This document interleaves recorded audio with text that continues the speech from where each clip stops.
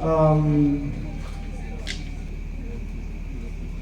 that a lot of people in the society could have. Not even the young siblings to start with.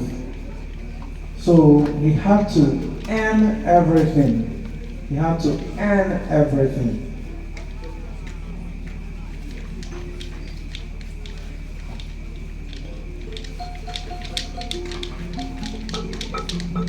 So, what would be your excuse as only Igbo after encountering the life of Okonkwo in Chinua Achebe's Things Fall Apart?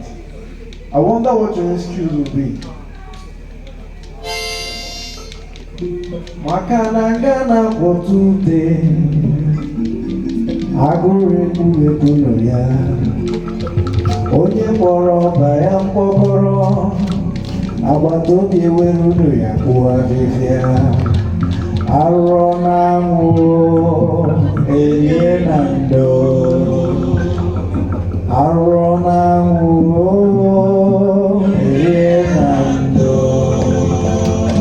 na nkịta dịrị ọnụ mkpọ ọnụnọ